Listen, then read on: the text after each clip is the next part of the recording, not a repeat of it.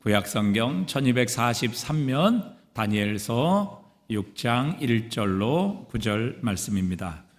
다니엘서 6장 1절로 9절까지 읽겠습니다. 다리오가 자기의 뜻대로 고관 120명을 세워 전국을 통치하게 하고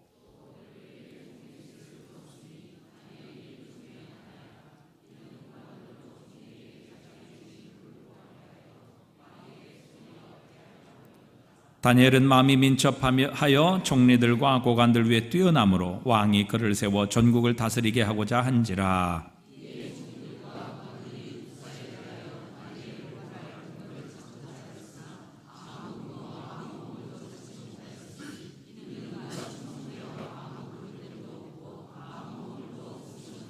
그들이 이르되 이 다니엘은 그 하나님의 율법에서 근거를 찾지 못하면 그를 고발할 수 없으리라 하고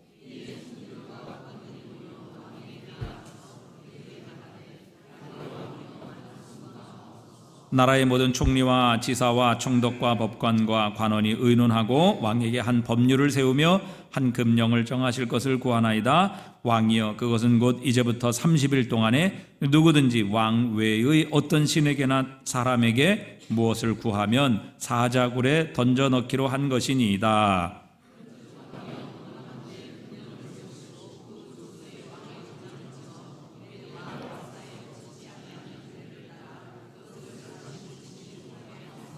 함께 읽습니다. 이에 다리오 왕이 조서에 왕의 도장을 찍어 금령을 내니라. 아멘.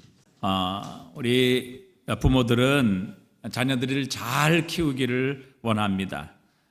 정말 잘 되기를 원하고 똑똑하고 또 유명한 아이가 되기를 원하죠. 그래서 어떤 부부가 결혼해서 자녀를 낳았습니다. 이 아이가 정말 똑똑하고 훌륭한 그런 아이가 되라. 그런 마음의 소원을 가지고 이 아이에게 아인슈타인 우유를 먹이기 시작했습니다. 이 아인슈타인 우유가 좀 비쌉니다. 다른 우유보다 좀 비싼데 그러나 우리 아이가 머리가 마시는 우유, 이 아인슈타인을 먹고 아인슈타인 같은 아이가 될 것이다. 그렇게 되기를 원한다라고 생각하고 좀 비싸지만 아인슈타인 우유를 먹여서 키웠습니다.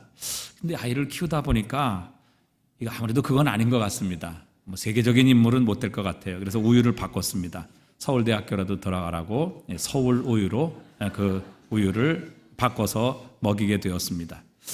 중학교에 들어가니까 이 아이를 보니까는 도저히 서울대는 들어가기가 힘들 것 같아요. 그래서 우유를 또 바꿨습니다. 이번에는 이제 연세 우유로 바꿨습니다. 그런데 이 아이가 중학교 2학년 때 오락에 빠지게 되었고 그런 실력 갖고는 도저히 연대도 들어가지 못할 것 같았어요. 그래서 마음을 비워서 이번에는 우유를 건국 우유로 이제 바꾸게 되었습니다. 고등학교 들어가면 마음을 잡을까 이렇게 생각했는데 게임의 노예가 된 이 아이를 보고 이제 우유를 무슨 우유로 바꿨냐면은 저지방 우유로 바꾸게 되었습니다. 네. 저 지방 대학이라도 꼭 들어가면 좋겠다. 그래서 저지방 우유로 바뀌게 되었죠. 그래서 지방대학에라도 간절히 붙기를 부모는 소원했습니다. 그런데 고3이 돼 보니까 이것도 힘들 것 같아요. 그래서 우유를 이번에는 3.4 우유로 바꿨습니다.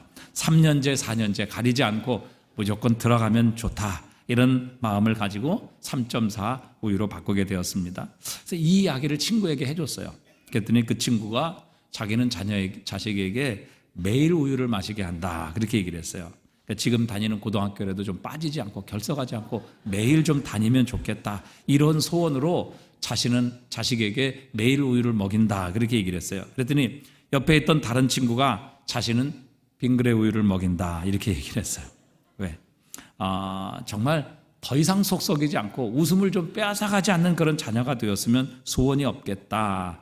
이렇게 생각을 하며 자녀에게 빙그레 우유를 먹인다고 말을 합니다.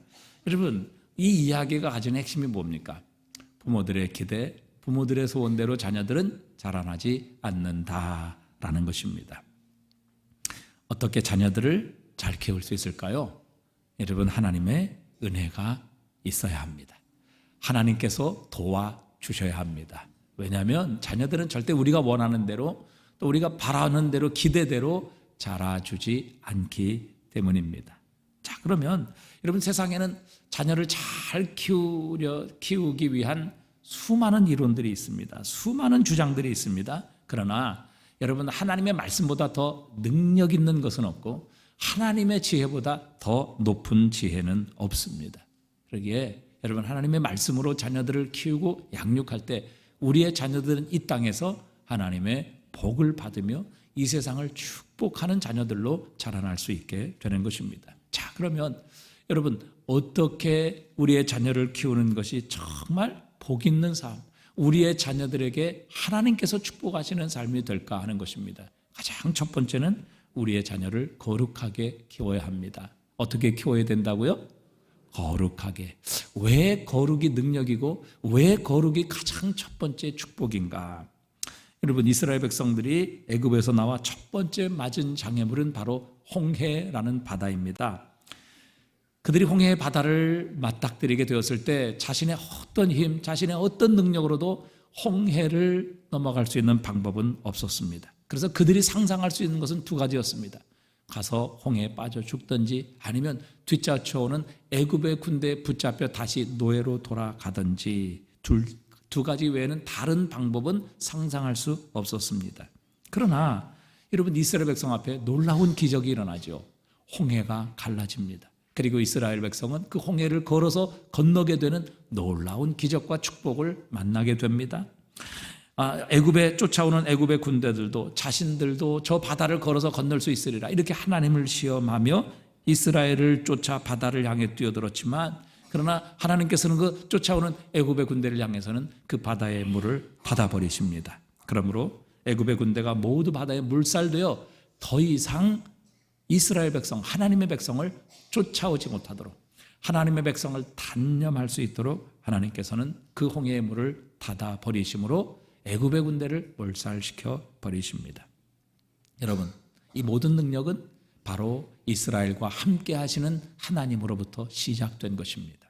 하나님께서 함께 하시면 우리 앞에 어떤 환경, 어떤 조건, 어떤 대적이 있을지라도 그것이 문제가 되지 않습니다. 왜냐하면 하나님께서는 이 모든 것을 뛰어넘으시는 전능하신 하나님이심이며, 또 하나님께서 원하시면 환경도 바뀌게 하시는 분이시기 때문입니다. 자연도 그분의 말씀, 그분의 뜻에 순종하기 때문에 그렇습니다.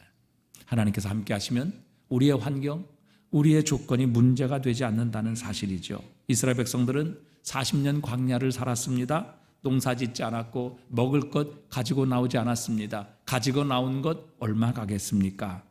그러나 그들은 광야에서 굶지 않았고 목말라 탈진해 죽는 사람 없었습니다. 그들의 옷이 헤어지지 않았고 그들의 신발이 없어서 발이 부르트는 일이 한 사람에도 생기지 않았습니다. 이유가 어디 있습니까?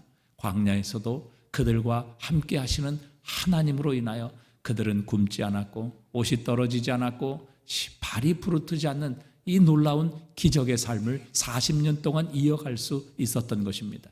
이스라엘 백성들은 하나님이 약속하신 가나안 땅에 도착합니다. 그러나 그들을 가로막고 있는 거대한 여리고 성이 있었습니다. 지금도 그 여리고 성이 무너진 잔해를 보면 마차가 2개 이상 지나갈 수 있는 성벽이 2개나 그렇게 세워져 있는 엄청난 가나안의 첫 성입니다. 그러나 하나님께서 함께 하실 때에 결국 이스라엘 백성, 하나님이 함께 하시는 백성인 이스라엘 앞에 아무 힘도 쓸 수 없어 결국 그 모든 가나안의 여리고 성은 하나님의 능력 앞에 무너져 버릴 수밖에 없었고, 가나안 땅의 거인들과 철병거들도 하나님께서 함께 하시는 이스라엘 백성 앞에는 아무런 힘도 쓸 수 없어 결국 그 젖과 꿀이 흐르는 땅을 하나님의 백성에게 내어줄 수밖에 없었습니다. 여러분, 어떻게 400년 동안 노예 생활하던 이스라엘 백성들에게 이 모든 일이 가능했을까요? 그 이유는 하나입니다. 하나님께서 이스라엘과 함께 하셨기 때문이지요. 여러분, 우리와 우리의 자녀들에게 주시는 하나님의 첫 번째 메시지입니다. 하나님께서 우리와 우리의 자녀들과 함께 하시면 우리의 환경이 문제가 되지 않습니다. 우리 앞에 놓이는 장애물과 또 우리를 대적하는 모든 원수들이 결코 우리의 앞길을 가로막지 못한다는 사실입니다.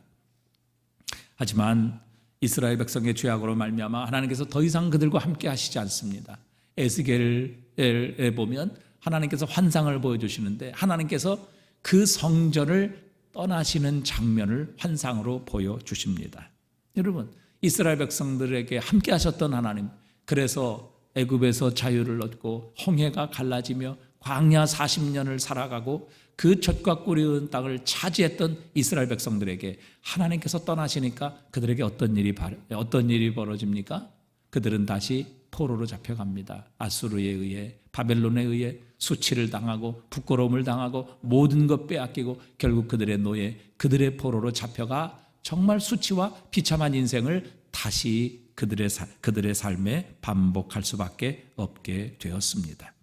여러분, 그렇기 때문에 하나님께서 우리와 함께 하시는 것보다 더 큰 은혜는 없는 것입니다. 그런데 누가 하나님께서 함께 하시는 사람이 되느냐 하는 것입니다. 누가 하나님께서 동행해 주시느냐 하는 것이지요. 레위기 11장 45절에 보니까 이렇게 말씀하십니다. 함께 읽어보겠습니다. 나는 너희의 하나님이 되려고 너희를 애굽 땅에서 인도하여 낸 여호와라. 내가 거룩하니 너희도 거룩할지어다. 아멘. 여러분, 우리가 거룩할 때 거룩하신 하나님께서 우리와 함께 하실 수 있습니다. 하나님이 우리와 함께 하시면 우리가 놓여있는 환경, 우리 앞에 놓여있는 장애물, 또 우리를 대적하는 모든 원수들이 결코 문제가 될 수 없다는 사실이죠. 우리는 그릇입니다. 성경에서는 그렇게 표현하고 있어요. 그런데 여러분, 그 그릇에는 무엇이 담기느냐에 따라 그 그릇의 가치가 또 능력이 달라지게 됩니다. 보석을 담으면 그 그릇은 보석함이 됩니다. 하지만 쓰레기를 담으면 그 그릇은 쓰레기통이 되는 것이죠. 주님께서는 자신이 누구이신지를 우리에게 분명히 밝히셨습니다. 요한복음에서 예수님은 7가지를 통해서 자신이 누구이신지를 분명히 선언하십니다. 예수님의 자기 선언이죠. 주님께서는 나는 선한 목자다. 나는 양들을 위하여 목숨을 버리노라. 예수님께서는 그 잃어버린 양을 위해 자신의 목숨을 버리시며 그 양을 지키시고 보호하시고 공급하시고 인도하시는 우리의 목자가 되신다 말씀하십니다. 여러분, 이 주님이 우리의 목자가 되신다면 다윗의 고백처럼 우리의 인생은 부족함이 없는 삶이 될 것입니다. 예수님은 나는 참 포도나무여 너희는 가지라. 내 안에 붙어 있으면 너희는 생명을 얻고 아름다운 열매를 맺게 될 것이라 약속하십니다. 예수님께서는 자신을 길이요 진리요 생명이라고 선언하십니다. 그래서 나로 말미암지 않고는 아버지께로 올 자가 없느니라.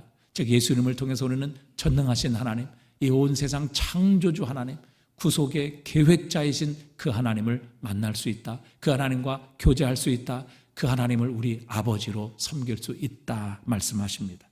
예수님께서는 요한복음에서 나는 부활이요 생명이니 나를 믿는 자는 죽어도 살겠고 살아서 믿는 자는 영원히 죽지 아니하리라 선언하셨습니다. 예수를 믿는 자는 죽어도 삽니다. 우리의 영혼이 살아나게 하시는 것이죠. 죽은 영혼을 다시 살리시는 주님이십니다. 우리의 죽었던 몸도 예수님의 부활처럼 바로 예수님께 붙어있는 우리도 예수님처럼 부활하게 될 것이라고 약속해 주셨습니다. 그러기에 여러분, 예수님이 계신다면, 예수님이 우리의 생명이시요 예수님이 우리 안에 계신다면 여러분, 우리는 결코 죽음을 두려워하지 않을 것입니다. 죽음도 우리의 삶의 한 과정이라고 생각하며 이것을 믿음으로 통과하게 될 것입니다. 예수님은 생명의 떡이라 말씀하십니다. 여러분, 세상 무엇을 먹고 무엇을 마신들 여러분 진정한 만족이 있으십니까? 진정한 기쁨이 있으십니까? 그것으로 인하여 부족함이 없음을 느끼십니까? 여러분, 세상 그 어떤 것으로도 우리의 영혼, 우리의 무한한 마음을 채울 수는 없습니다. 무한하신 예수 그리스도만이, 우리의 진정한 생명의 떡이 되시는 그리스도 예수만이 우리의 진정한 만족이 되실 수 있습니다. 그래서 예수님은 우리의 생명의 떡이라. 주님은 자신을 가리켜 나는 세상의 빛이라. 우리 주님을 모시고 있는 자는 어두움에 다니지 않을 것이다. 빛 대신 예수님을 우리가 모시고 살면 그분으로 인하여 내가 어떤 존재인지를 깨닫게 되고 우리는 주님을 찾게 될 것이며 그분을 믿고 의지하여 영원한 생명을 얻게 될 것이다. 우리가 지금 어디로 가야 되며 내가 지금 어디에 있고 내가 지금 가야 할 길이 어떤 길인가 하는 것을 빛 대신 예수 그리스도로 인하여 우리는 보게 될 것이고 찾게 될 것이라고 말씀하십니다. 마지막 주님께서는 자신을 양의 문이라. 나로 말미암아 들어가면 구원을 얻게 될 것이고 들어가며 나가며 나로 말미암아 꼴을 얻으리라 말씀하십니다.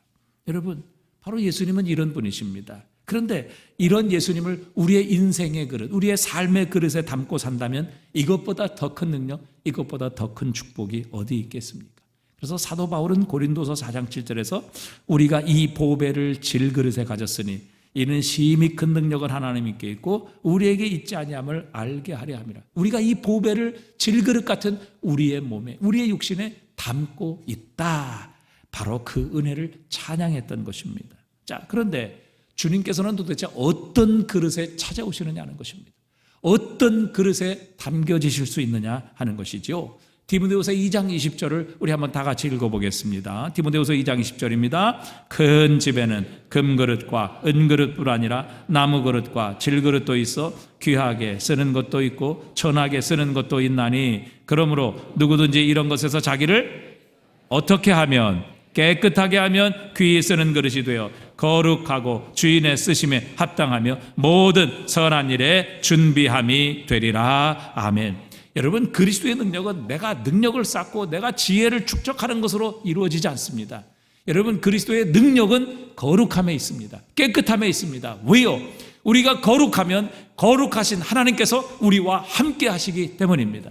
여러분, 하나님이 우리와 함께 하시면 우리의 자녀들과 우리의 삶에 일어나는 어떤 환경, 어떤 재난, 어떤 위협과 대적일지라도 그 하나님으로 인하여 우리는 넘어갈 수 있고 그 모든 문제가 갈라지게 하시며 우리는 넉넉히 우리와 함께 하시는 하나님으로 인하여 우리는 공급받으며 부족함이 없는 삶, 풍성한 삶, 젖과 꿀이 흐르는 그 땅을 차지하는 삶을 살게 하시는 것입니다.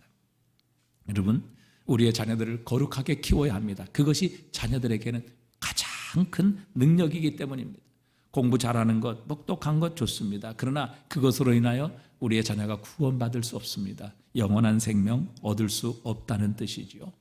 여러분, 그렇다면 거룩함은 도대체 무엇입니까? 거룩함은요, 구약적인 용어로 보면 한마디로 구별입니다. 거룩이 뭐라고요? 구별이라는 겁니다. 구별. 그러니까 똑같지 않다는 것입니다. 여러분, 성전에 보면 여러 기물들이 있죠. 성전에 보면 뭐 번제단도 있고 물두멍도 있고 등잔도 있고 또 떡상도 있고 또 하나님께 향을 피워드리는 향단도 있습니다. 그리고 그 하나님께서 향을 만드는 방법도 다 말씀하셨습니다. 그리고 하나님께서 말씀하신 게 뭐냐면 이렇게 하나님께 올려드리는 향을 만드는 방법으로 자기가 만들었으면 그 사람은 하나님의 저주를 받을 것이라, 그렇게 말씀하십니다. 여러분, 그 모든 성전의 기물들을 만든 재료들은요, 일반적인 다 쓰는 재료들입니다. 나무도 있고요, 금도 있고요, 여러 다 일반적인 모든 재료들이에요. 그런데 왜 그 기물들이, 왜 성전이 거룩한가? 그 이유는 오직 하나님만을 위해 사용되어지는 것이기 때문입니다. 오직 하나님을 위해 구별된 것이기 때문에 성전과 성전의 모든 기구들이 다 거룩한 것입니다. 여러분, 오늘 본문에 본 다니엘은 거룩한 사람이었음을 우리에게 말씀하십니다. 그는 바벨론의 포로로 잡혀간 그날부터 하나님 앞에 거룩한 삶, 즉 하나님을 위해 구별된 삶을 살기를 원했던 것이죠. 다니엘서 1장 8절에 보니까 다니엘은 뜻을 정하여 왕의 음식과 그가 마시는 포도주로 자기를 뭐하지 아니하리라? 더럽히지 아니하리라. 여러분, 누구든지 이런 것에서 자기를 깨끗하게 하면 하나님의 쓰심에, 주인의 쓰심에 합당하게 되어 모든 선한 일에 준비되리라. 그러니까 다니엘은 포로로 잡혀간 그날, 바벨론으로 이방의 포로로 잡혀간 그날부터 뜻을 정했습니다. 결심했다는 것이죠. 나는 세상 사람들, 우상 섬기는 사람들, 죄를 짓는 사람들과 구별된 삶을 살겠다. 그래서 하나님의 영광을 위하여, 하나님의 뜻을 위하여 살겠다라고 구별된 삶을 그는 결정했습니다. 그렇게 뜻을 정했던 것이죠. 한마디로 거룩한 삶을 살기로 그는 결정했던 것입니다. 오직 자신의 몸을, 자신의 삶을 하나님을 위해, 그분의 영광을 위해 드려지는 삶으로 다른 모든 우상숭배자들, 죄짓는 자들, 세상 사람들과 구별되어 살기를 그는 결정했던 것입니다. 그러니까 하나님께서 함께 하실 수 있으셨던 것이지요. 여러분, 우리가 주일을 거룩하게 지킨다는 뜻이 무엇입니까? 여러분, 주일은요, 월화수목금토 일요일이 아닙니다. 주일이라는 것은 Lord's Day예요. 주님의 날이라 이 말입니다. 이 날은 나를 위하여, 또 나의 기쁨을 위하여, 나의 만족을 위하여 쓰는 것이 아니라 오직 하나님을 위하여, 그분의 영광을 위하여 우리가 모든 일곱 날 중에서 한 날을 구별하여 하나님께 올려드리는 그날이 주일이에요. 그래서 주일이 거룩한 거죠. 너희는 안식일을 기억하여 거룩하게 지키라. 그 날은 너희를 위하여가 아니라 하나님을 위하여 하나님께 쓰라, 그 말이죠. 시간을 쓰라. 물론 우리가 일주일 모든 날들이 주님의 날이고 주님을 위해 사용해야 합니다만은 우리가 특별히 주일날은 그 날과 시간을 구별하여 하나님을 위해 사용하는 것, 그래서 주일이 거룩한 것입니다. 그런데 여러분, 주일날에도 하나님이 없는 세상의 사람들처럼 우리 자녀들 학원 보내느라 교회 보내지 않습니다. 부모가 그렇게 만드는 것이죠. 여러분, 그렇게 구별되지 않는, 거룩하지 않는 삶을 살아가면 거룩하신 하나님 함께 하실 수 없습니다. 예수를 믿는다고 하지만 세속적인 가치관과 하나님이 아닌 이 세상의 가치가 삶의 우선순위가 되는 그런 부모가 되는 것이지요. 그래서 자녀들을 키우되 세상적인 방법, 또 세상과 똑같은 방법으로 키우게 되니 구별되지 않는 것입니다. 거룩하지 않는 것이지요. 그래서 하나님께서 그들의 주인이 되지 못하게 하는 겁니다. 하나님께서 그들과 함께 하시지 못하도록 그렇게 만들어 가는 것이 부모라는 것이지요.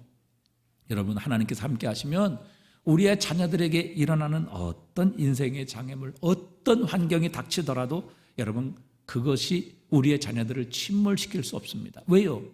하나님이 함께 하시는 자녀인데 그 자녀를 침몰시키고 그 자녀를 망하게 하려면 하나님을 침몰시키고 하나님을 망하게 해야 되는데 여러분, 그런 일이 하나님께 있을 수 있겠습니까? 그러나 여러분, 하나님께서 그들을 떠나신다면, 그들과 함께 하시지 않는다면 여러분, 세상을 자신의 힘만으로 살아야 합니다. 어떻게 자신의 힘으로 삽니까? 여러분, 자신의 힘으로 이길 수 없는 일, 정말 예상하지 못하는 일이 얼마나 많아요. 학교에서도 왕따가 되고 또 일진들에 의해서 폭력을 당하고, 여러분, 그건 부모가 간섭할 수가 없어요. 관여할 수가 없습니다. 여러분, 이런 장애물들, 이런 적들과 자신 스스로 혼자 싸워야 한다고 생각해 보십시오. 여러분, 자녀들이 얼마나 두렵겠습니까? 자녀들이 얼마나 맨정신으로 살아갈 수 있습니까? 그래서 자녀들이요, 자신의 자아를 또 하나 만듭니다. 두 개의 자아를 가지고 가는 거예요. 그게 뭐예요? 정신분열입니다. 하나의 정신을 가지고 살아야 되는데 이 정신을 가지고는 도저히 살아갈 수가 없는 거예요. 그래서 또 하나의 자아를 만들어서 살아가는, 그 자신이 원래 아니에요. 그게 뭐예요? 정신이 분열되는 것이죠. 결국 이 세상을 살아가는 우리의 자녀들이 이 세상에서 승리하는 삶을 살아갈 수가 없는 것입니다. 왜요? 하나님이 함께 하시지 않으니까 자신의 힘으로 살아야 합니다. 자신의 힘으로 헤쳐가야 합니다. 자신의 힘으로 대적을 이겨야 합니다. 자신의 힘으로 환경을 뚫고 나와야 합니다. 이런 일이 가능하겠습니까? 그러니 여러분, 맨정신으로 우리의 자녀들이 이 세상을 살아갈 수 없는 것입니다. 거룩해야 합니다. 여러분, 왜 새벽 기도가 거룩합니까? 우리의 첫 시간을 오직 하나님과 교제하는 시간으로 따로 구별되어 시간을 만드는 시간이기 때문에 여러분, 그 시간이 거룩한 겁니다. 왜 11조가 거룩합니까? 모든 물질 하나님 것이고 하나님께서 주신 것이지만, 그러나 그 10의 1조만은 오직 하나님을 위해 사용하고 하나님을 위해 드려지는 물질이기 때문에 하나님께 구별되어서 그것은 거룩한 것이라, 이렇게 말씀을 할 수 있는 것입니다. 오늘 다니엘이 이렇게 하나님 앞에, 여러분, 나라가 바뀌고 시대가 바뀌고 환경이 바뀌고 왕과 정권이 이렇게 수없이 바뀌는 상황 속에서도 다니엘은 승승장구합니다. 그 이유가 어디에 있을까요? 바로 그와 함께 하셨던 하나님 때문입니다. 자신이 하나님을 위해 구별된 삶을 살았기에, 거룩한 삶을 살았기에 거룩하신 하나님 다니엘과 함께 하셨고, 하나님께서 다니엘과 함께 하셨을 때 나라가 바뀌고 왕이 바뀌고 정권이 바뀌고 모든 조건과 환경이 바뀔지라도 그 모든 것을 뛰어넘을 수 있는 능력과 주권을 가지고 계시는 하나님께서 다니엘과 함께 하셨기 때문에 다니엘은 변하지 아니하고 승리할 수 있었던 것입니다. 여러분, 우리의 자녀들을 거룩하게 키워야 합니다. 그것이 바로 가장 위대한 능력의 하나님과 함께하는 비결이기 때문에 그렇습니다. 두 번째, 오늘 본문에 보면 다니엘은 참 탁월한 실력을 가진 사람이었습니다. 우리의 자녀들도 이런 실력자로, 탁월한 실력을 가진 자로 키워가야 합니다. 그러니까 세상에서 이 다니엘을 따라갈 사람이 없었습니다. 여러분, 우리가 다른 사람하고 똑같이 산다면 결코 탁월함을 인정받을 수 없을 것입니다. 다니엘은 어쩌다가 시대가 바뀌어서 운이 좋아서 벼락출세해서 간신히 자리만을 지키는 그런 부류의 사람이 아니었습니다. 오늘 본문 6장 3절에 보니까요, 이렇게 말씀하십니다. 다니엘은 마음이 민첩하여 총리들과 고관들 위에 뛰어남으로 왕이 그를 세워 전국을 다스리게 하고자 한지라 그랬습니다. 다니엘은 마음이 민첩하여 모든 총리들과 고관들 위에 뛰어났다, 이렇게 3절은 말씀하십니다. 자, 다니엘은요 바벨론 치하에서도 총리로 일했습니다. 바벨론이 메대에 의해서 망하게 되고, 메대의 오늘 다리오 왕의 시대에 그는 또 3명의 총리 가운데서 가장 탁월한 사람이었습니다. 나중에 이 메대가 바사에 의해서 완전히 통일되어 페르시아, 바사라는 나라가 등장하게 되는데, 고레스 시대에도 이 다니엘은 탁월한 총리로서의 사역을 감당합니다. 그러니까 그가 얼마나 뛰어났던지 다른 젊은 총리들 혹은 다른 공무원들, 고관들이 따라오지 못할 정도였습니다. 영어 성경에 보니까 outclassed라는 이런 표현을 쓰고 있습니다. outclassed, 클래스가 다르다 이 말입니다. 여러분, 제가 옛날에 탁구를 이제 한번 치다가 탁구 선수와 이렇게 한번 제가 붙어본 적이 있습니다. 제가 뭐 탁구를 아주 잘 치는 편은 아닙니다만은 그런 친구들과 치면은 중간 정도는 좀 하거든요. 그래서 이제 교만한 마음에 그 선수와 한번 붙었습니다. 그때는 이제 21점이 이제 마지막이었어요. 근데 그 탁구 선수가 자기가 20점을 잡아줬습니다. 제가 20점이고 그분이 0이에요. 그러니까 자기가 한 번만 실수해도 지는 겁니다. 그런데요, 안 되더라고요. 도저히 이길 수가 없어요. 그 한 점을 제가 이길 수가 없더라고요. 그러니까 여러분, 이게 뭐예요? 아웃클래스입니다. 그러니까 클래스가 다른 거예요. 그러니까 동네에서 탁구 치는 사람하고요, 저 프로 선수하고는 차원이 틀린 겁니다. 클래스가 다른 거예요. 그래서 아웃클래스라고 이렇게 표현하는 거예요. 그러니까 이 다니엘의 지혜는요, 일반 총리들과 일반 고관들과 클래스가 다른 겁니다. 그러니까 뛰어난 것, 아주 클래스가 다른 바로 그런 지혜, 그런 능력을 가지고 있었던 사람입니다. 만약에 다니엘이요, 뭐 인맥 때문에 또 시대를 잘 타고 나서 그랬다면, 여러분, 정권이 바뀌면 인맥이 사라지잖아요. 또 시대가 바뀌면 환경이 달라지잖아요. 그러면 다니엘도 당연히 쫓겨나고 당연히 이제는 물러나야 합니다. 여러분, 정권이 바뀌고 나라가 바뀌었으면 이전의 정권에 충성했던 사람은 숙청 대상입니다. 그러나 다니엘은요, 잘릴까봐 전전긍긍하는 그런 사람이 아니었어요. 오히려 이 사람이 없으면 나라가 돌아가지 않을 정도로 탁월한 실력을 갖춘 인물이었어요. 그래서 정권이 바뀌었는데도, 나라가 바뀌었는데도 이전에 멸망한 그 나라의 총리인 다니엘을 가장 위대한 총리로 세워서 그 나라의 모든 사물을 보도록 만들었던 것입니다. 여러분, 고노현 삼성전자 대표가 그의 책 초격자에서 리더의 외적 조건을 4가지로 얘기했어요. 첫 번째 탁월함, 첫 번째 통찰력, 미래를 내다보는 통찰력. 그래서 미래를 잘 준비하고 먹거리를 준비해야죠. 그다음에 두 번째는 결단력이에요. 아무리 그거 하면 뭐합니까? 결단해야죠. 결단만 하면 뭐합니까? 실행해야죠. 그래서 세 번째는 실행력이다, 그렇게 얘기했어요. 그다음에 마지막 리더의 외적 조건 중에 하나가 무엇인가 하면 지속력이라고 얘기했어요. 근데 이 4가지, 뭐 통찰력, 또 결단력, 실행력, 이 지속력, 4가지의 리더의 외적 조건에서 가장 중요한 게 뭐라고 했냐면 지속력이라고 그랬어요.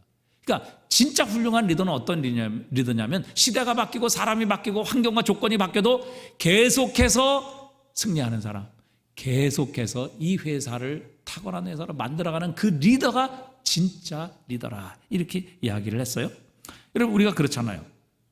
탁월한 리더는 한 번 성공하고 환경이 바뀌면 무너지는 이런 사람이 아니에요. 여러분, 일반적인 기업 리더는 이 IMF 이런 큰 위기가 오면 위기를 맞습니다. 기업이 결국에는 이제 문을 닫게 되는 거예요. 또 여러분, 우리가 뭐 지금 코로나로 인하여 얼마나 큰 위기를 맞이하고 있습니까? 이렇게 쭉 갈아보면요, 요새는 상가들이 거의 임대 뭐 이렇게 표시가 다 돼 있어요. 그러니까 너무 지금 힘든 거예요. IMF 시대보다도 더 힘들다고 그렇게 많은 분들이 말씀하세요.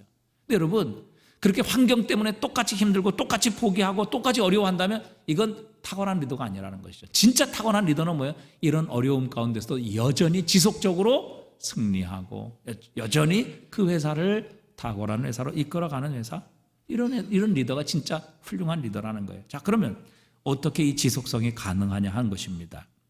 여러분, 시간과 환경을 초월하는 능력이 있으면 여러분 이 지속력이 가능합니다. 그렇지 않아요?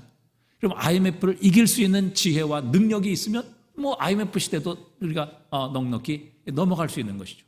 또 코로나 시대를 이길 수 있는 지혜와 탁월함과 능력이 있다면 그 이기고 넘어갈 수 있는 거예요. 자, 예를 들어서 여러분 창세기 26장 보면 아브라함과 이삭 때 그 땅에 가나안 땅에 흉년이 듭니다. 그래서 이 이삭이 다른 흉년이 없는 다른 나라, 애굽 같은 나라로 이제 피신을 하려고 해요. 그때 하나님께서 이 이삭에게 다른 곳으로 가지 말고 이 그랄 땅, 가나안 땅에 머물라 이렇게 명령을 하십니다. 그런데 그 흉년 든 그 해에 이삭은 100배 수확을 거둡니다. 창세기 26장 12절에 보니까요, 이렇게 말씀하세요. 이삭이 그 땅에서 농사하여 그 해에 몇 배를 얻었어요? 100배나 얻었고 여호와께서 복을 주심으로 그 사람이 창대하고 왕성하여 마침내 거부가 되었다 이렇게 표현합니다. 여러분, 일반적인 경우라면, 똑같은 사람이라면 이 흉년 든 해는 수확이 없어야 되죠. 왜냐하면 환경이 흉년의 환경이기 때문에 그렇습니다. 그런데 이삭은요, 흉년 든 해에도 수확을 못 거둔 것이 아니라, 다른 사람하고 똑같이 수확을 못 거둔 것이 아니라 흉년 든 해에도 오히려 100배의 수확을 거뒀다고 이렇게 말씀하세요. 자, 생각해 보십시오. 쌀 한 가마니를 심었는데 그 해에 흉년인데 100가마니를 거뒀습니다. 100가마니를 심었는데 10,000가마니를 거뒀어요. 여러분, 이게 일반적인 풍년이 들어도 이런 수확은 거의 불가능한 겁니다. 생각해 보세요. 여러분, 농부가 만약에 쌀 한 가마를 심었는데 100가마니를 매년 거뒀다. 이건 뭐 몇 년만 지나면 갑부가 되는 거죠. 그러니까 이런 일 일반적으로도 없는 일이에요. 그런데 이삭은 흉년 들었는데도 100배의 수확을 거뒀어요. 오늘로 치면 IMF 시대를 지나고 코로나 이 위기 흉년의 시대를 경험했는데도 불구하고 오히려 100배로 성장했다. 이익이 났다. 그 말이거든요. 여러분, 이게 어떻게 가능합니까? 이런 일이 어떻게 있을 수 있습니까? 그 유일한 이유는요, 이 모든 환경과 또 이 모든 조건을 뛰어넘는 힘이 함께 하시면 되는 거예요. 자, 여러분 다시 한번 보세요. 창세기 26장 12절을 한번 보십시오. 한번 띄워주세요. 자, 이삭이 그 땅에서 농사하여 그 해에 100배나 얻었고, 누가 복을 주셨어요? 여호와께서 복을. 이게 원인이라고요. 이게 환경과 조건을 초월하는 능력이에요. 그러니까 하나님이 함께 하시면 흉년 든 해도 100배의 수확이 가능하다, 불가능하다? 가능하다. 왜? 하나님은 흉년과 풍년의 조건과 상황에 구애받지 않으시는 전능하신 하나님이시기 때문에 그분은 풍년을 들게도 하시고 흉년을 들게도 하시며, 그분은 한 사람이 만을 쫓게 하시고 지극히 작은 자가 강국을 이루게 하시는 모든 권세의 주권을 가지고 계시는 하나님이시기 때문에 하나님은 흉년에 의해 영향을 받으시는 분이 아니시라는 것이죠. 오히려 하나님은 그 흉년을 지배하고 다스리시는 하나님이시라는 거예요. 그래서 흉년 든 해도 100배의 축복을 주실 수 있는 하나님이 함께 하시면 여러분, 흉년에도 100배의 축복이 가능하다는 거예요. 마찬가지지요. 다니엘은 보십시오. 바벨론, 메데, 바사라는 이 세 나라의 정권을 거치면서 그의 탁월함과 지혜가 사라지지 않아요. 흐려지지 않아요. 모든 시대를 초월하고 모든 환경을 뛰어넘어 여전히 모든 총리들, 모든 고관들보다 뛰어날 수 있으려면 모든 시대, 모든 정권, 모든 환경을 뛰어넘는 지혜와 능력이 있어야 돼요. 그런데 그 비결이 어디에 있었느냐 하는 것입니다. 자, 다니엘서 6장 3절을 자세히 보시면요, 한번 띄워주세요. 자, 이렇게 6장 3절은 말씀하고 있습니다. 자, 다니엘서 6장 3절 한번 보세요. 자, 3절에 보니까 이렇게 말씀하세요. 다니엘은 무엇이 민첩하여? 마음이 민첩하여 총리와 고관들 위해 뛰어났다. 클래스가 다른 사람이 되었다. 이렇게 말하거든요. 그런데 여기서 마음이 민첩하다 이런 말이, 여기서 마음이라는 말은요, 히브리어로 루하흐라는 단어예요. 여러분 많이 들어보셨죠? 영, 호흡 혹은 성령, 이렇게 세 가지로 번역될 수 있는 거예요. 그러니까 다니엘은 마음이 민첩하여, 영이 민첩하여 혹은 성령으로 탁월한 영을 소유하고 있습니다. 그래서 영어 성경에 보면 그는 탁월한 영을 소유하고 있었으므로 모든 총리들과 고관들 위해 뛰어났다, 이렇게 번역하고 있어요. 그러니까 이 다니엘이 모든 시대, 모든 정권, 모든 나라를 뛰어넘어 그 특별한 총명과 지혜를 가지고 나라를 다스릴 수 있었던 비결이 무엇인가 하면 바로 다니엘은 하나님의 영을 소유한 사람이었다는 사실입니다. 하나님의 성령께서 다니엘과 함께 하셨을 때 하나님의 성령은 그 모든 시대와 정권 환경을 초월하고 사람을 뛰어넘는 지혜로 여전히 다니엘과 함께 하셨고 다니엘에게 공급해 주셨기 때문에 다니엘이 이런 모든 조건과 환경, 시대, 정권을 뛰어넘어 모든 고관들과 총리들 외에 뛰어난 삶, 탁월한 능력을 지닌 삶을 살아갈 수 있었다는 것이죠. 그러니까 다니엘과 함께 하셨던 성령님은요, 정권이 바뀐다고 해서 약화되시는 분이 아니에요. 시간이 지난다고 해서 나이를 드시는 분이 아니시라는 것이죠.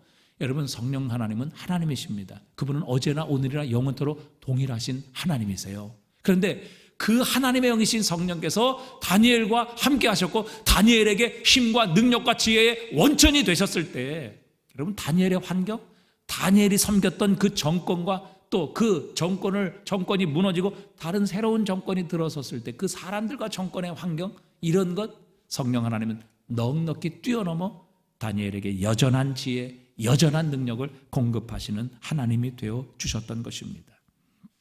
그러니까 여러분, 하나님께서 함께 하시는 사람을 능가할 수는 없는 거예요.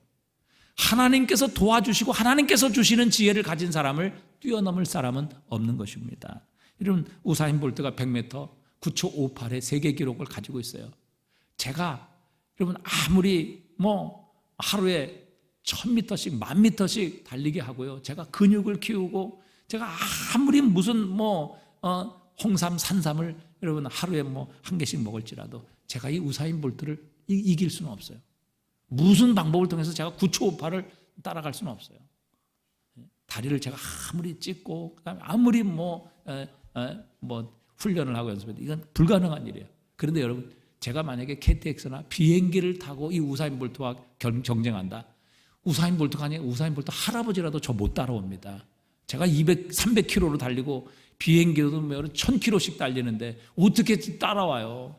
여러분, 하나님께서 함께 하시는 사람이 바로 이런 것이라는 사실입니다. 성령 하나님은요, 우리를 탁월하게 만드십니다. 우리를 뛰어나게 하십니다. 어떻게? 하나님의 말씀을 순종하게 하심으로 이 세상과 우리를 구별되게 하세요. 여러분, 세상에서요, 가치는 희소성으로 결정되는 겁니다. 그러니까 얼마나 그것이 귀하냐, 희소하냐, 그것에 따라 가치가 결정되는 거예요. 여러분, 금이 왜 비싸요? 여러분, 금이 세상에 다 널려 있다. 여러분, 바닥이 금이고 여러분 앉아있는 의자 금이고 성경책이 금이다. 그러면요, 금 우리가 이렇게 몇십만 원 주고 살 이유가 없는 거예요. 다 금인데요. 그 흔한데. 근데 금이 왜 비싸냐? 금이 없기 때문에, 희소하기 때문에 금이 가치가 있는 거예요. 그리고 은은 그것보다 왜 싸요? 그것보다 좀 더 많기 때문에, 희소성이 떨어지기 때문에. 동은 그것보다 조금 더 희소성이 떨어져요. 그러니까 많이 좀 있다는 것이죠. 그렇기 때문에 그 가치가 결정되는 거예요. 여러분, 우리의 가치는 희소성을 통해 결정되는 것입니다. 그러니까 우리가요, 세상 사람과 똑같이 살면 희소성이 떨어지는 거예요. 없는 거예요. 그러니까 세상에서 우리가 귀하게 여김을 받을 수 없어요. 가치 있는 존재로 인정받을 수 없다는 사실이죠. 그러나 여러분, 세상 사람들은 다 그렇게 사는데 나는 혼자 이렇게 산다. 이렇게 되면 뭐예요? 그 사람에게는 희소성이 있는 거예요. 그렇잖아요. 여러분, 세상에서 아무도 성공하고 없고 지금 힘들어하고 망하고 그러는데 그 사람은 그 상황 속에서 성공했다. 이게 희소성이 있는 거예요. 그 사람은 귀한 거고 그 사람의 말은 가치가 있는 거거든요. 여러분, 우리가 이 세상에서 세상과 똑같이 살게 되면 우리는 희소성이 없습니다. 구별되지 않아요. 그런데 세상과 구별된 삶을 살면 우리는 세상에서 가치를 가지게 되고 이 세상에 꼭 필요한 사람이 되는 겁니다. 그게 가치 있는 사람이고 그것이 바로 희소성의 능력이에요. 자, 그러면 우리가 어떻게 희소성을 가진 사람이 될 수 있겠느냐? 여러분, 이 세상을 보면 다 그렇습니다. 세상 사람 다 어떻게 살아갑니까? 원수 미워하고요, 자기 좋아하는 사람 다 사랑합니다. 또 여러분, 모든 사람이 다 여러분 다 자기를 좋아하는 사람 사랑하죠. 다 그렇게 자신의 이익을 따라 살아가고 자신의 유익한 것을 쫓아가고 그렇게 자신에게 잘해주는 사람 다 좋아하고 환영하고 반갑게 맞이합니다. 그런데 여러분, 세상 사람이 다 이렇게 살아가는데 그 사람들이 하지 않는 것, 그 사람들이 가지 않는 길을 걸어간다고 하면 우리는 뭐예요? 희소성을 갖게 되는 거예요. 그리고 세상 사람들이 우리를 볼 때 저 사람은 다르다. 저 사람은 존경받을 만하다. 저 사람은 나에게 꼭 필요한 사람이다. 귀한 사람이다. 이렇게 인정을 하게 되는 거예요. 자, 예수님께서 산상수훈에서 제자들에게 이렇게 말씀하셨어요. 마태복음 5장 39절부터 보면요, 너희에게 이르노니 악한 자를 대적하지 말라. 누구든지 내 오른뺨을 치거든 왼편도 돌려대며 그랬어요. 세상은 어떻게 합니까? 오른뺨 맞으면 세상은 어떻게 해요? 여러분, 몽둥이 들고 나오죠. 자기 오른뺨 맞았으면 상대방은 오른뺨, 왼뺨, 발로 다 차버립니다. 분노하기 때문에, 참지 못하기 때문에. 그런데 예수님께서 뭐라고 말씀하셨어요? 내 오른뺨을 치거든 왼편도 돌려대며. 이런 사람은 없어요. 이렇게 사는 사람이 없단 말이죠. 그런데 이렇게 하면 뭐예요? 이 사람은 희소성을 가진 사람이 되는 거예요. 가치 있는 사람이 된다는 것이죠. 자, 너를 고발하여 속옷을 가지고 하는 자에게는 겉옷도 가지게 하며, 고발해서 속옷을 가지고자 해요. 근데 그런 사람에게 겉옷 가지로 다 양보하라 그거죠. 요즘은 여러분 속옷 가지겠다고 고발하면 어떻게 됩니까? 나는 더 좋은 변호사, 더 비싼 변호사 사가지고 뭐예요? 그거 남의 것까지 다 빼앗아서 결국 내가 이기려고 하는 그런 삶을 살아가요. 그런데 그렇게 나에게 속옷을 빼앗고자 하는 자에게 겉옷까지, 속옷 플러스 겉옷까지도 주는 사람, 여러분 이런 사람은 없어요. 그런데 그렇게 살아가면 뭐예요? 그 사람은 희소성을 가진 사람이 되는 거예요. 가치 있는 사람이 되는 거죠. 우리로 하여금 누구든지 너로 억지로 오리를 가게, 참 귀찮아요, 힘들어요, 피곤해요. 근데 나보고 오리를 가자 그런단 말이죠. 그런 사람이 어떻게 돼요? 세상은 싫어, 귀찮아, 안 가. 내가 왜 가줘야 돼? 너 혼자 가. 너 죽든 말든 네 마음대로 해. 이렇게 하는데 주님께서 뭐라고요? 억지로 오리를 가게 하고자 하거든 심리를 동행해 주고. 여러분, 이렇게 사는 사람이 세상에 없단 말이죠. 그런데 이렇게 살면 우리는 희소 가치를 가지고 세상에서 가치 있는 존재로 인정을 받게 되는 거예요. 자, 그러면서 주님께서 마지막 결론에 마태복음 5장 47절에서 이렇게 말씀하세요. 자, 또 너희가 너희 형제에게만 무난하면 남보다 뭐 하는 것이 더하는 것이 무엇이냐? 이방인들도 이같이 아니냐. 그러니까 주님의 결론이 그거예요. 남들과 똑같이 해서는 그리스도인의 삶을 살아갈 수 없다 그 말이에요. 남들보다 더해야 진짜 그리스도인의 삶을 살아가고, 그렇게 될 때 세상에서 희소 가치를 갖게 되고, 그렇게 되면 세상에서 인정받고 존경받는 그런 삶을 살게 될 것이다. 소위 말해 탁월한 삶을 살게 될 것이다. 그렇게 가르쳐주고 계시는 겁니다. 여러분, 우리는요, 세상 사람들이 다 그렇게 살지만 남보다 더하는 것입니다. 그렇게 되면 우리는 세상에서 정말 존경을 받아요. 세상에서 가치 있는 사람으로 인정을 받습니다. 그리고 세상 사람들이 우리를 귀하게 여길 것이에요. 우리를 꼭 필요로 할 것이에요. 우리를 사랑할 거예요. 우리와 같이 있고 싶어질 거예요. 그리고 우리를 그렇게 만드신 예수 그리스도가 누구인지 궁금해할 거예요. 그게 전도 아니겠습니까? 여러분, 성령님이 하시는 일이 뭐예요? 성령님은 예수님을 드러내십니다. 예수님을 닮게 하십니다. 그분의 말씀에 순종하게 하십니다. 그래서 여러분, 성령의 사람이 되면 하나님의 말씀에 순종하게 하세요. 그리고 하나님의 말씀에 순종하며 살면 우리는 뭐예요? 이 세상에서 이 희소성의 가치를 가지고 탁월한 삶, 구별된 삶, 다른 사람들과는 다른 종류의 삶, 남보다 더하는 삶을 살아가 이 땅에서 특별한 사람으로, 탁월한 사람으로 우리는 인정받을 수 있게 되는 것입니다. 그래서 성령께서 함께 하시고 성령께서 능력 주시는 사람을 세상이 이길 수는 없는 거예요. 그래서 다니엘은요, 성령님으로부터 그 지혜와 능력을 공급받았기 때문에 자신의 지혜와 노력을 가지고 살았던 다른 총리, 다른 고관들과는 클래스가 다른 인물이 되었던 것입니다. 왜? 하나님이 공급하시는 지혜와 하나님이 공급하시는 능력으로 하나님의 말씀 순종하며 살아가니까 완전히 클래스가 다른 그런 종류의 삶을 살게 되었던 것이죠. 여러분, 우리의 자녀들을 성령의 사람으로 키워야 합니다. 그렇게 되면 세상이 우리의 자녀를 따라올 수 없습니다. 클래스가 다른 인물로 성장할 수 있게 되는 것입니다. 마지막 세 번째 결론을 맺습니다. 여러분, 우리의 자녀들의 버팀목이 되어줘야 합니다. 여러분, 버팀목이 뭡니까? 버팀목은요, 저렇게 나무가 잘 자랄 수 있도록, 특별히 어린 나무가 여러분 비바람에 얼마나 위험해요. 정말 오늘같이 태풍이 불고 비바람이 오게 되면요, 어린 나무는 금방 쓰러집니다. 금방 넘어져요. 심지어는요, 어린 나무는요, 자기 스스로 자기의 몸을 이기지 못해서 여러분 쓰러지고 넘어지는 것이 어린 나무예요. 그래서 저 버팀목을 받쳐주는 거예요. 저 버팀목이 있으면요, 아무리 바람이 불고 아무리 외적인 태풍이 오고 여러분 조건이 열악할지라도 저 버팀목 덕분에 나무는 흔들리지 않아요. 그리고 건강하게 자라서 결국 어떻게 됩니까? 하나님께 쓰임받는 거목의 인생으로 자라나게 되는 겁니다. 여러분, 우리가 우리의 자녀들의 이 버팀목이 되어줘야 한다는 사실이죠. 여러분, 우리가 자녀들에게 잔소리 잘 안 해요. 야단 안 칩니다. 왜? 기죽을까 봐. 이 자녀들이 자유롭게 자기 원하는 대로 모든 자신의 능력과 재능을, 잠재력을 잘 발휘할 수 있도록 전혀 우리는 이 아이들을 향해 잔소리하지 않고 받쳐주지 않아요. 그 뭐예요? 결국에는 자라다가 자기 힘 못 이겨서 쓰러지고 세상의 풍파, 세상의 비바람에 결국 쓰러지고 넘어지게 되는 것입니다. 여러분, 우리가 버팀목으로 어린 나무를 받쳐주는 것은요, 결코 자녀들을 얽매이는 게 아니에요. 제대로 자라기 위해 도와주는 겁니다. 그래서 에베소서 6장 4절, 아비들아 자녀를 노엽게 하지 말고 오직 주의 교훈과 훈계로 양육하라. 여러분, 진리로 자녀들을 받쳐줘야 돼요. 하나님의 교훈과 훈계로 양육할 때 이 자녀들은 그 말씀에 흔들리지 않는 견고한 인생으로 자라나 마침내 하나님께 쓰임받는 거목으로 성장할 수 있게 되는 것입니다. 여러분, 진리를 가르쳐 줘야 돼요. 하나님의 말씀으로 버팀목이 되어 주어야 돼요. 그렇지 않으면요, 아이들이 자연스럽게 자유롭게 자라는 것이 아니라 결국엔 뭐예요? 방종으로 넘어지게 되는 겁니다. 여러분, 교통법규, 신호등 지키지 않아 보세요. 여러분, 자유롭습니까? 죽어요. 망해요. 여러분, 절대 술 먹고 운전하면 안 되잖아요. 그런데 그 규칙을 어기고 술 먹고 운전해가지고 여러분, 그 어린 아이들을 차에 치여서 죽이고 사람들의 생명을 앗아가는 이런 범죄들이 얼마나 많아요. 여러분, 자기 마음대로 하는 것이 자유입니까? 아니에요. 하나님의 말씀과 규칙을 잘 지키는 것이 진정한 자유를 주는 것입니다.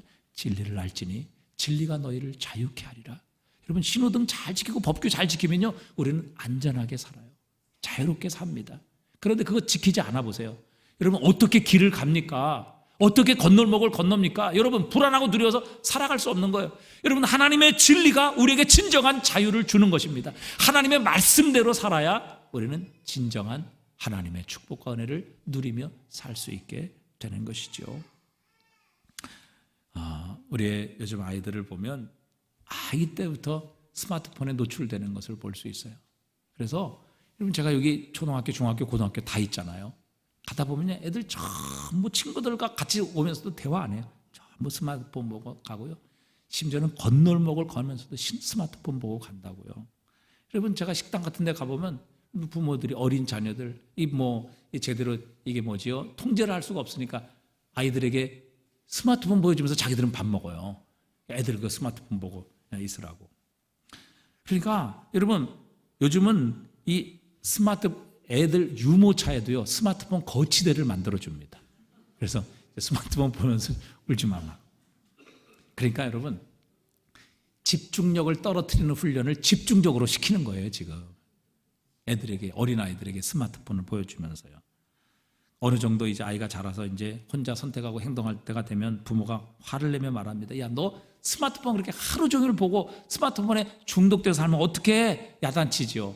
애가 뭐라 그럽니까? 엄마도 그렇게 보고 살면서, 엄마가 그렇게 교육을 시켰으면서 여러분, 그렇게 말하는 겁니다. 여러분, 부모가 버팀목이 되어주고 신앙과 삶의 모델이 되고 모범을 보여줘야 합니다. 자녀들은 절대 말하는 대로 자라나지 않아요. 우리가 행동하고 부모가 보여주는 대로 자랍니다. 우리가 하나님의 진리, 하나님의 교훈과 훈계로 버팀목이 되어줄 때 우리의 자녀들은 건강한 모습으로 하나님 쓰실 수 있는 그런 인생의 거목으로 우리의 자녀들이 성장하게 될 것이고, 우리의 자녀들을 통해 우리 하나님 영광과 찬송을 받으실 것입니다.